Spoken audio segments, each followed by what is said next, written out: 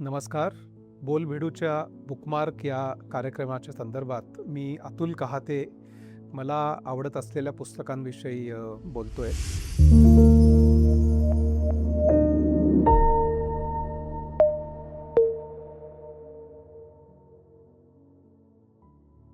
वेगवेगळ्या विषयांवर लिखाण करण्याची, त्यांचा अभ्यास करण्याची आणि त्यानिमित्ताने त्यावर पुस्तकं लिहिण्याची संधी मला मिळाली आणि त्या संधीचा उपयोग करून अनेक विषयांचा खूप खोलात जाऊन तपास लावणं, एकमेकाशी संबंधित असलेल्या गोष्टी हुडकणं आणि त्याची मजा घेणं, हे सगळं मला गेली काही वर्ष करता आलं.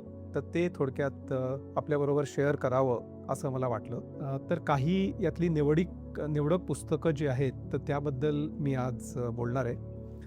यामध्ये अगदी राजकारणापासून ते तंत्रकारणापर्यंत आणि क्रिकेटपासून चरित्रापर्यंत अशा अनेक विविध विषयांचा समावेश आहे. कारण मला स्वतःला या सगळ्या विषयांवर वाचायला आवडतं. एकूण जगामध्ये काय चाललेलं आहे हे आपल्याला समजावं अशी एक ओढ आपल्या प्रत्येकामध्ये असते.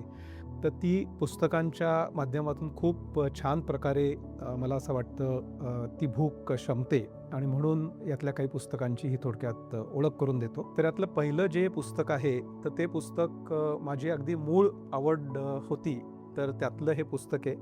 तर त्या पुस्तकाचं नाव हिस्ट्री ऑफ इंडियन क्रिकेट असं आहे आणि मिहीर बोस हे इंग्लंडमध्ये स्थायिक झालेले पत्रकार, तर त्यांनी हे बऱ्याच वर्षांपूर्वी लिहिलेलं पुस्तक आहे. भारतीय क्रिकेटच्या अलीकडच्या काळामध्ये काय चालू आहे आपल्याला माहिती आहे, पण मुळात हे क्रिकेट भारतामध्ये चालू कसं झालं आणि त्यामधल्या सुरुवातीच्या घडामोडी कशा होत्या, ब्रिटिशांचं राज्य असताना भारतामध्ये त्याचे राजकारणाचे पडसाद कसे उमटले आणि त्यातनं क्रिकेट कसं वाढलं, याच्या अनेक गुंतागुंतीच्या पण अतिशय महत्त्वाच्या आणि ऐतिहासिकदृष्ट्या सुद्धा खूपच म्हणजे ज्यांचं महत्त्व आपल्याला शब्दांमध्ये सांगता येणार नाही, अशा सगळ्या गोष्टी या पुस्तकामध्ये आहेत आणि त्या अतिशय जबाबदारीने, विस्ताराने आणि कुठेही कंटाळा येऊ न देता लेखकाने मांडलेल्या आहेत आणि म्हणून मला हे पुस्तक खूप महत्त्वाचं वाटतं. हे पुस्तक तसं जुनं आहे, तरीसुद्धा या पुस्तकामध्ये असलेले संदर्भ हे आजसुद्धा लागू पडावेत. म्हणजे उदाहरणार्थ क्रिकेट आणि पैसा यांचं नातं नेमकं निर्माण कसं झालं आणि त्यामुळे काही दशकांपूर्वी भारतीय क्रिकेटचं जे चांगलं चित्र होतं तर ते कसं डागाळलं, अशा प्रकारचे वर्णनंसुद्धा त्याच्यात आहेत आणि म्हणून नंतर भारतामध्ये उदाहरणार्थ मॅच फिक्सिंग झालं किंवा अलीकडच्या काळामध्ये IPL हे क्रिकेट आहे का नुसताच व्यवसाय आहे असा प्रश्न लोकांना पडतो. या सगळ्या गोष्टींची एक झलक खरं म्हणजे या पुस्तकात वाचायला मिळते. क्रिकेट नंतर माझा दुसरा आवडता जो विषय आहे तो म्हणजे विज्ञान आणि तंत्रज्ञान आणि या संदर्भातली अनेक पुस्तकं मी वाचली. त्यातल्या काही पुस्तकांचा उल्लेख निश्चित करावासा वाटतो. थोर विज्ञान कथालेखक आणि एकूणच विज्ञानाविषयी लिहिणारे आयझॅक असिमॉव्ह हे एक चमत्कारच होते. ज्या काळामध्ये इंटरनेट नव्हतं, मोबाईल नव्हता, AI तर अजिबात नव्हतं. या काळामध्ये या माणसांनी कुठून एवढा अभ्यास केला आणि विज्ञानाविषयी अचूक आणि अतिशय खूप जास्त संदर्भ असलेली आणि तेवढीच आकर्षक वाचायला असलेली ढिगभर पुस्तकं या माणसाने लिहिली आणि ती जगभर गाजली. तर त्यांचं स्वतःचं आत्मचरित्र आय असिमॉव्ह हे आहे. तर ते खूप सुंदर आहे. म्हणजे एखादा एवढा मोठा विज्ञान लेखक कथा लिहिणारा माणूस कसा घडतो आणि त्याची नेमकी यामागची विचारसरणी काय असते आणि त्याची शैलीसुद्धा खूप मजेशीर आहे. म्हणजे असं काहीतरी बोजड मी कसा मोठा माणूस आहे अशा काहीही कुठल्याही प्रकारचा आव न आणता असिमॉव्ह यांनी हे पुस्तक लिहिलेलं आहे. त्यांची विज्ञानाविषयीची इतर तर असंख्य पुस्तकं आहेत आणि ती मी शक्य तितक्या बारकाईने वाचायचा प्रयत्न केला आहे. भौतिकशास्त्रापासून रसायनशास्त्र, जीवशास्त्र, इतिहास, त्यानंतर एकूण मानवी संस्कृती कशी उभी राहिली, या सगळ्या संदर्भात त्यांचे खूप महत्त्वाचे संदर्भ आहेत आणि त्याविषयीची पुस्तकं आहेत. ती मला वाटतं या विषयांमध्ये रस असलेल्या सगळ्यांनी जरूर वाचावीत. म्हणजे आज विज्ञान जरी खूप पुढे गेलेलं असलं तरी त्याची मुळं आपल्याला असिमॉव्ह यांच्या लिखाणातून सापडतात. बिल ब्रायसन यांनी लिहिलेल्या पुस्तकांपैकी a short history of nearly everything हे मला वाटतं त्यांचं सर्वोत्तम पुस्तक असावं. एखाद्या लहान मुलाला एखादी गोष्ट समजावून सांगावी त्याप्रकारे त्यांनी अतिशय रंजकपणे यामध्ये विज्ञान सांगितलेलं आहे. म्हणजे उदाहरणार्थ न्यूटननी गुरुत्वाकर्षणाचा शोध नेमका कसा लावला, किंवा आईन्स्टाईनच्या काळामध्ये नेमकं काय चालू होतं आणि आईन्स्टाईननी रिलेटिव्हिटीची थिअरी कशी मांडली, इथपासून ते भूगर्भशास्त्र, इतर सगळी शास्त्र आणि त्यामधल्या गमतीजमती कुठेही त्यामधला थरार किंवा वैज्ञानिकता न घालवू देता त्यांनी सांगितलेले. आणि मला वाटतं हे अतिशय महत्त्वाचं विज्ञान, मूलभूत विज्ञान समजून घेण्यासाठीचं पुस्तक आहे. अलीकडच्या काळामध्ये तंत्रज्ञानाविषयक बरीच खळबळ माजलेली आहे. AI आपल्याला माहिती आहे, हे अतिशय महत्त्वाचं तंत्रज्ञान झालेलं आहे. पण एकूण संगणकशास्त्र समजून घेण्यासाठी मी ज्या काही पुस्तकांचा आधार घेतला, तर त्याच्यामध्ये आघाडीचे संगणक क्षेत्रामधले प्राध्यापक आणि त्यांनी लिहिलेली 3 पुस्तकं याचा उल्लेख निश्चित केला पाहिजे. तर ते म्हणजे अँड्र्यू टॅनेनबॉम, हे नेदरलँड्समधल्या एका विद्यापीठामध्ये शिकवतात आणि त्यांनी संगणकशास्त्रावर 3 अतिशय मूलभूत अशी पुस्तकं लिहिलेली आहेत. त्यातलं एक पुस्तक आहे स्ट्रक्चर्ड कम्प्युटर ऑर्गनायझेशन, दुसरं आहे मॉडर्न ऑपरेटिंग सिस्टम्स आणि तिसरं आहे कम्प्युटर नेटवर्क्स. तर ज्यांना कोणाला संगणकशास्त्राची मूलभूत तत्त्वं सगळी समजून घ्यायची आहेत, त्यांच्यासाठी हे 3 आपण खरं म्हणजे ग्रंथच म्हणू, हे त्यांनी आवर्जून वाचलेच पाहिजेत. म्हणजे नुसतंच वरवर आपल्याला आर्टिफिशियल इंटेलिजन्समधलं थोडं काहीतरी येतं किंवा पायथन प्रोग्रॅमिंग येतं, हे पुरेसं नसतं. आपल्याला जर का या क्षेत्रामध्ये पुढे जायचं असेल तर खरोखर त्याचं अगदी मूळ कशामध्ये आहे हे समजलं पाहिजे. आणि टॅनेनबॉम यांच्या पुस्तकांमधनं हे आपल्याला समजतं. अतिशय सहजपणे हे सगळं सांगावं अशा भाषेत त्यांनी लिहिलेलं आहे. तसंच याच विषयामधले डग्लस कॉमर नावाचे दुसरे लेखक आहेत. तर त्यांनी इंटरनेट कसं चालतं, तर याच्यावर द इंटरनेट बुक नावाचं एक पुस्तक लिहिलेलं आहे. अतिशय सुगम भाषेत लिहिलेलं. आणि एखाद्या माणसाला खरोखर तंत्रज्ञानाविषयी फार माहीत नसेल तर त्यालासुद्धा समजेल अशी कॉमर यांची अतिशय लयबद्ध आणि सुंदर भाषा आहे, सोप्या आकृत्या आहेत. त्यांनी ही पुस्तकं जरूर बघावीत. विज्ञान तंत्रज्ञानाखेरीज अलीकडच्या काळामधला जे मी म्हटलं मला आवडणारा विषय म्हणजे आर्टिफिशियल इंटेलिजन्स. या आर्टिफिशियल इंटेलिजन्सवर अर्थातच तांत्रिकदृष्ट्या माझं बरंच वाचन झालेलं असलं तरी त्यामधला एक माणूस मला जो भयंकर आवडला, तर तो माणूस म्हणजे एनव्हिडिया कंपनीचा संस्थापक आणि आजचा या तंत्रज्ञान क्षेत्रातला आघाडीचा माणूस असलेला जेन्सन हुवँग. तर त्याच्या आयुष्यावर द एनव्हिडिया स्टोरी नावाचं एक पुस्तक आहे. हा माणूस म्हणजे आपण आज जे AI आलं आणि ते इतकं यशस्वी झालं ते म्हणतो, हे कशामुळे, तर त्याच्यामागे जी अगदी मोजकी 3-4 माणसं आहेत, तर त्याच्यामधला हा जेन्सन हुवँग आहे. आणि एकेकाळी तो हॉटेलमधली म्हणजे कब्बशा विसळण्याची कामं करायचा. तिथपासून तो आज जगामधल्या सगळ्यात मोठ्या कंपनीचा CEO आहे.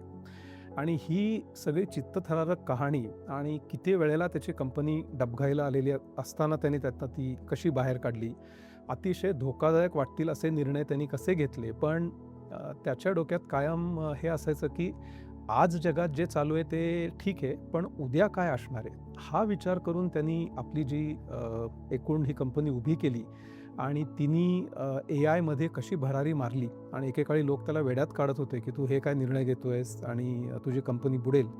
तर त्याच्यावर त्यांनी कशी मात केली आणि ज्या झपाट्याने तो माणूस काम करतो, म्हणजे त्याची काही वाक्य आपण ऐकली तर खरोखर म्हणजे आपण आपल्या आयुष्यात काय करतो असा प्रश्न आपल्याला पडतो. म्हणजे उदाहरणार्थ त्याला कोणीतरी विचारलं की तुला आणि तुझ्या कंपनीला एवढं यश कसं काय मिळतं, तर त्याने अतिशय साधं उत्तर दिलं. तो म्हणाला की we work at the speed of light, म्हणजे अक्षरशः विजेच्या वेगाने आम्ही काम करतो. आणि हे सांगायला त्याला म्हणजे तो असा कुठला वृथा काहीतरी अभिमान बाळगत नाही किंवा त्याला असा गर्व नाही आहे. तो म्हणतो खरोखरच आम्ही असं काम करतो आणि आमच्या प्रतिस्पर्ध्यांनी हे करून दाखवावं. तर तो म्हणतो हे शक्यच नाही इतर कोणाला. असा जो त्याचा आत्मविश्वास आहे आणि नुसताच आत्मविश्वास नव्हे तर तो कृतीमध्ये आणून दाखवणं, हा त्याचा प्रवास अतिशय सुंदर आहे आणि मला असं वाटतं की तो आपण जरूर वाचला पाहिजे. मराठीमध्ये अनेक लेखक माझे आवडते आहेत. अर्थातच आपल्या सगळ्यांना पु ल आवडतात, मलाही आवडतात. मला विनोदाच्या बाबतीत दमा मिरासदार खूप जास्त आवडतात.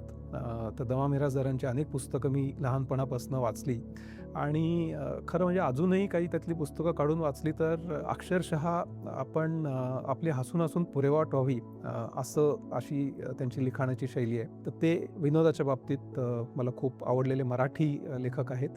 त्याशिवाय मला खूप ज्यांचं लेखन मनापासून भावलं आणि ज्यांची पुस्तकं मी वारंवार वाचली ते अनिल अवचट आहेत.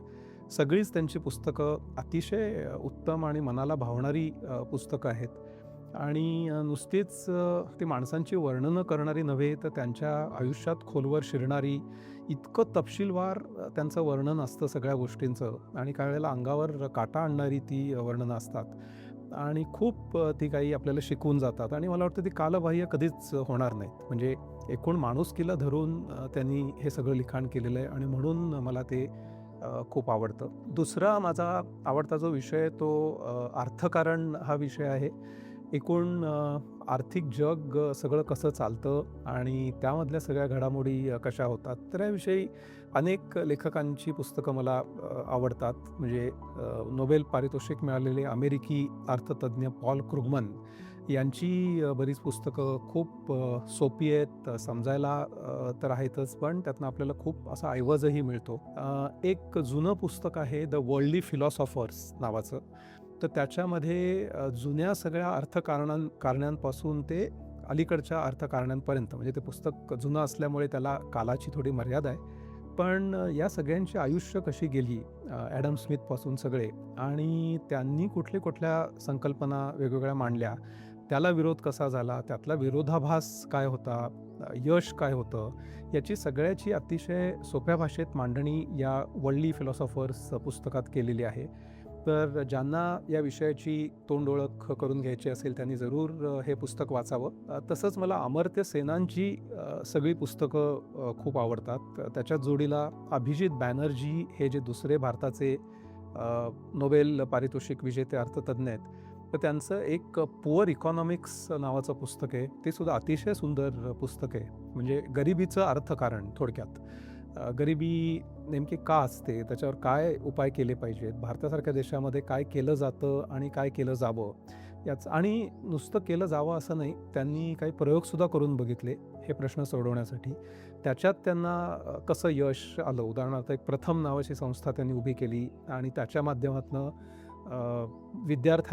गरीब विद्यार्थ्यांना खायला मिळत नाही, तर त्यांना समजा आपण पोषक असं खाणं दिलं आणि ते मोजलं की ते खाणं मिळाल्यानंतर विद्यार्थ्यांची कामगिरी कशी होते, तर त्याच्यामध्ये कसं यश मिळतं आणि कशी सुधारणा होते, हे सगळे प्रयोग त्यांनी अतिशय सुंदरपणे केलेले आहेत आणि त्याची मांडणी त्यांनी या पुस्तकात केलेली आहे. आणखीन एक पुस्तक या संदर्भातलं मला खूप आवडलं, ते म्हणजे द डार्क व्हॅली असं पुस्तक आहे.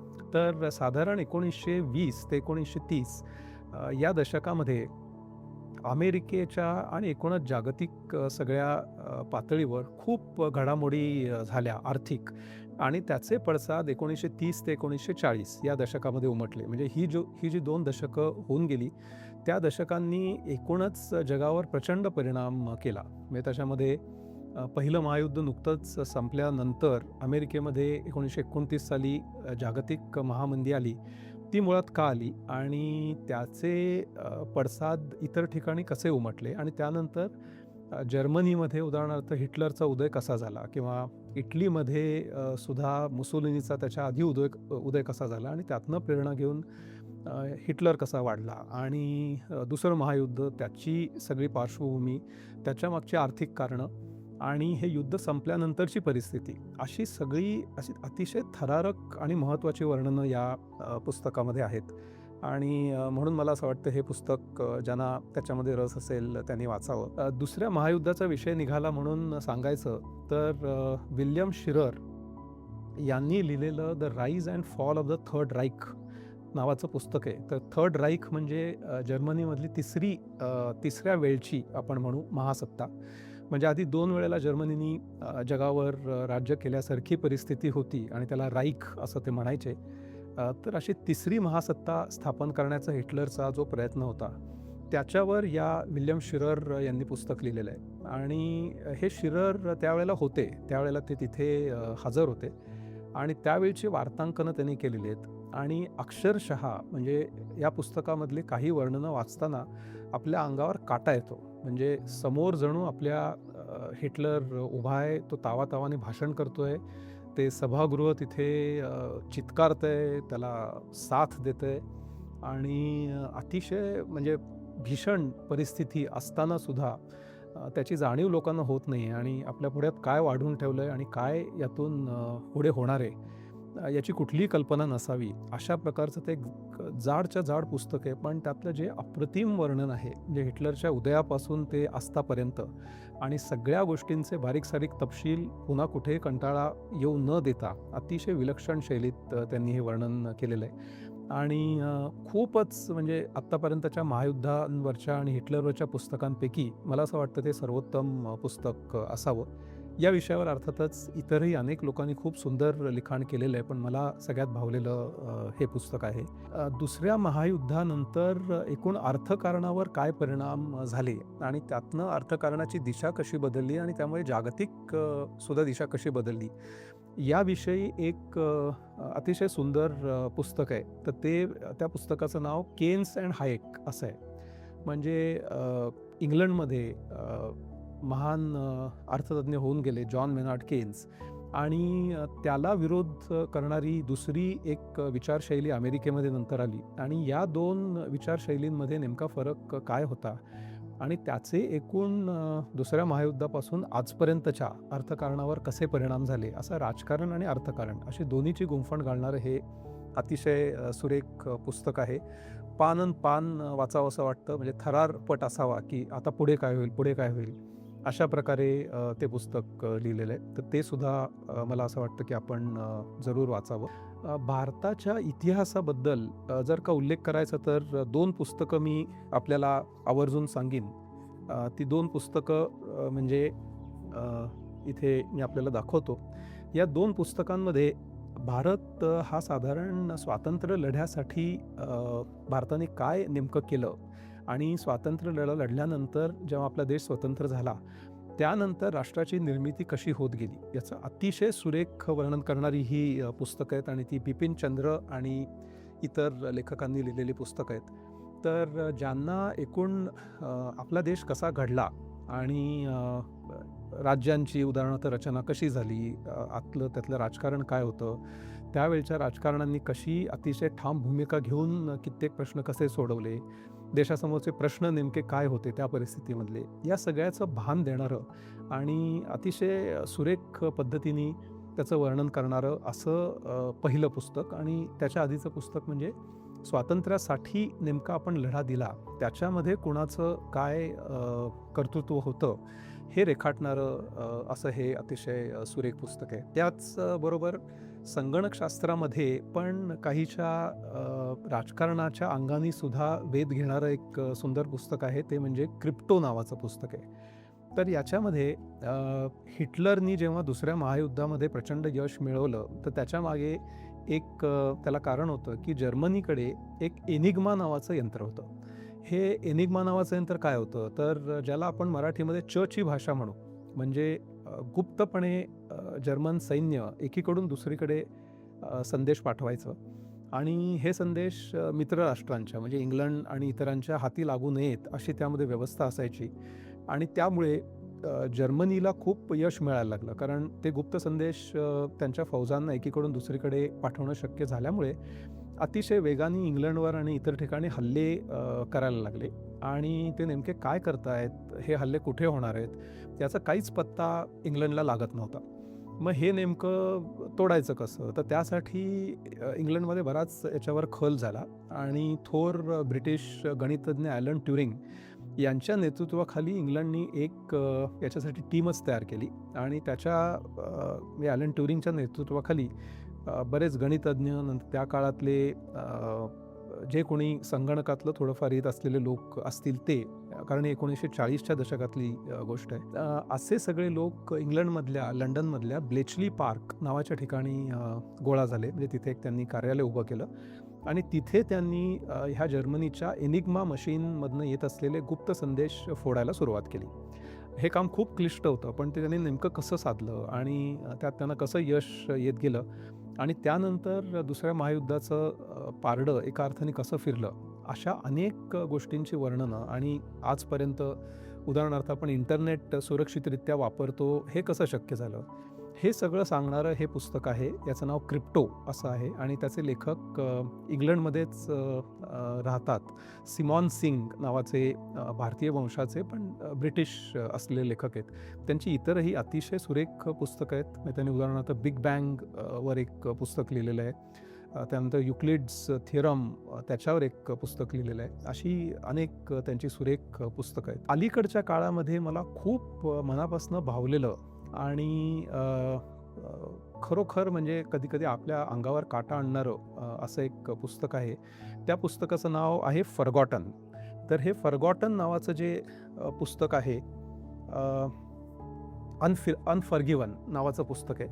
तर हे अनफॉरगिवन नावाचं जे पुस्तक आहे, तर त्याच्यामध्ये एक विलक्षण कहाणी लिहिलेली आहे. म्हणजे क्रिकेट आणि राजकारण पुन्हा यांचा इथे संगम झाला आहे. आपल्याला माहीत असेल की अनेक वर्ष दक्षिण आफ्रिका हा देश वर्णद्वेषी धोरण त्यांनी अधिकृतरित्या स्वीकारलेलं होतं. म्हणजेच कृष्णवर्णीय लोकांना तिथे समान संधी नव्हत्या. त्यांच्यासाठी बसमध्ये बसायच्या आसन व्यवस्थेपासून, शिक्षणाच्या ठिकाणापासून, पाणी पिण्याच्या ठिकाणापासून सगळीकडे विलक्षण भेदभाव केला जात होता.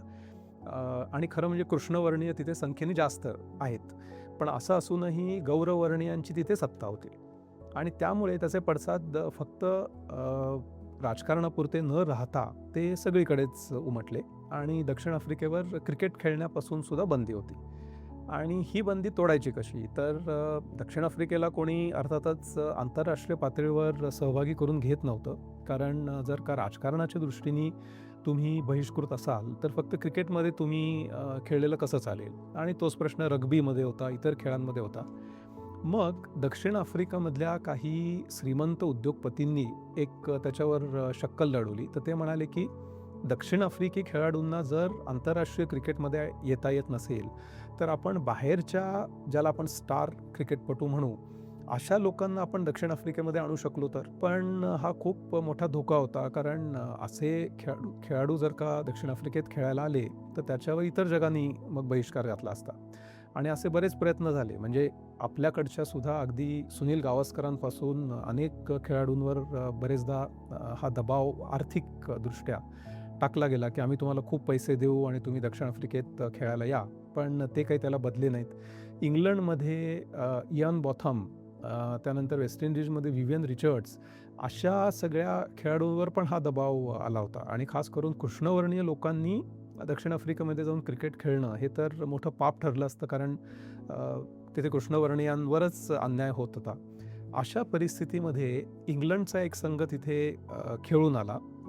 ते खूप प्रकरण गाजलं. त्या खेळाडूंवर 3 वर्ष बंदी घालण्यात आली.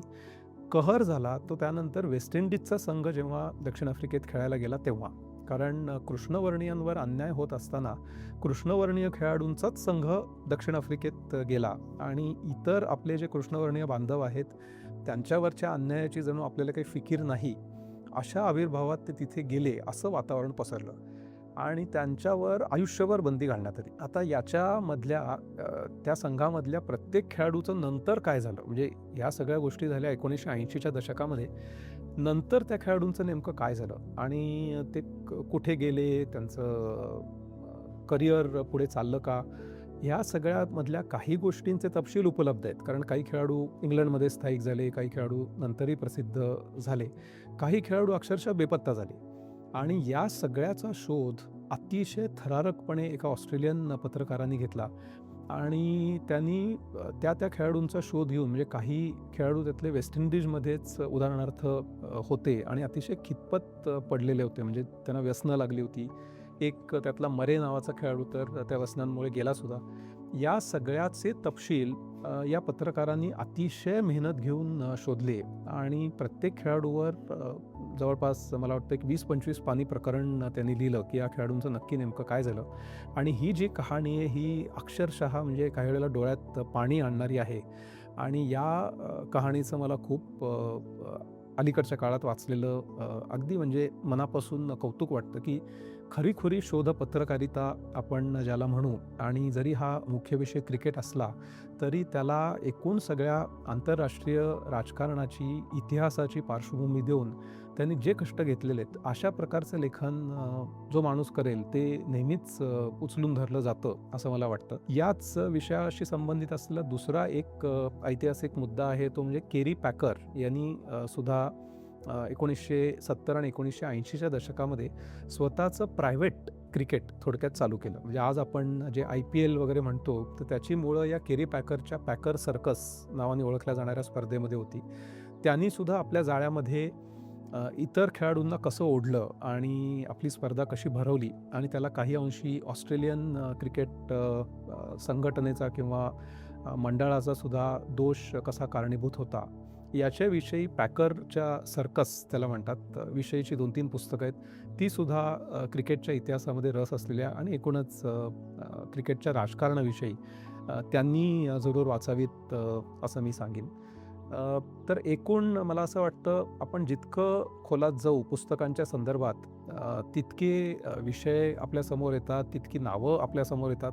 आता इथे सगळ्याच पुस्तकांचा उल्लेख मला करणं अर्थातच शक्य नाही आहे. पण मला ज्याला आपण म्हणू पटकन आठवणारी नावं आहेत किंवा जी आपण वारंवार पुस्तकं म्हटलं की आपल्या डोक्यात जी नावं येतात आणि जे विषय येतात आणि लेखक येतात त्यांचा हा उल्लेख केलेला आहे. तर याचा अर्थ अजिबातच असा नाही आहे की इतर लेखक किंवा इतर पुस्तकांचं मला महत्त्व वाटत नाही. अर्थातच वाटतं. म्हणजे शेकडो पुस्तकं मी वाचलेली आहेत. एका शेवटच्या पुस्तकाचा उल्लेख करतो आणि थांबतो. तर ते पुस्तक म्हणजे महान गुंतवणूकदार वॉरन बफेट यांच्या आयुष्यावर लिहिलेलं पुस्तक आहे.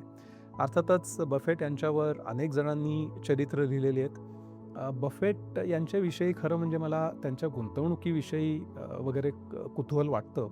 पण त्यापेक्षा मला जास्त महत्त्व याचं वाटतं आणि हे मी थोडंसं धाडसानी केलेलं विधान आहे. पण माझ्या अंदाजाप्रमाणे आत्ता या पृथ्वीतलावर अस्तित्वात असलेल्या माणसांपैकी बहुधा सगळ्यात जास्त पुस्तकं वाचलेला माणूस म्हणजे वॉरन बफेट आहेत. असं हे थोडंसं धाडसी विधान मी करतो. तर त्यांच्या या शोधवृत्तीचा आणि ज्ञानीवृत्तीचा मला खूप खरं म्हणजे त्याचं कौतुक वाटतं. त्यांनी किती संपत्ती मिळवली किंवा गुंतवणूक कशी केली हा थोडासा मला असं वाटतं दुय्यम मुद्दा आहे. तर त्यांची चरित्र जी आहेत ती चरित्र मला खूप महत्त्वाची वाटतात आणि त्याच्यामधून आपल्याला खूप शिकायला मिळतं असं वाटतं. आणि बफेट यांच्याच जोडीला त्यांचे जे व्यावसायिक सहकारी होते ते त्यांचं दुर्दैवाने 1-2 वर्षांपूर्वी निधन झालं. त्यांचं नाव चार्ली मंगर. तर त्या चार्ली मंगर यांच्या एकूण आयुष्यावर त्यांच्या दृष्टिकोनाविषयी असलेलं एक पुस्तक आहे. तर ते म्हणजे चार्लीज अल्मनॅक. म्हणजे मंगर यांची खूप अक्षरशः आपल्याला आयुष्याविषयीचं बरंच काही शिकायला मिळावं अशी वाक्य आहेत. म्हणजे एक वाक्यामध्ये ते जे बोलून जातात त्यातनं आपण खूप विचार करायला लागतो आणि मग आपल्याला असं लक्षात येतं की अरे खरंच या माणसाने किती खोलवर विचार केलेला आहे. तर त्या चार्ली मंगर यांच्यावर लिहिलेलं द चार्लीज अल्मनॅक हे सुद्धा दुसरं पुस्तक जे आहे ते सुद्धा मला खूप महत्त्वाचं वाटतं. तर अशी असंख्य पुस्तकं आहेत पण शेवटी आपल्याला कुठेतरी थांबायलाही पाहिजे असं म्हणून मी या ठिकाणी तुम्हाला जितकं शक्य असेल तितकं वाचा असं आवाहन करून थांबतो. धन्यवाद.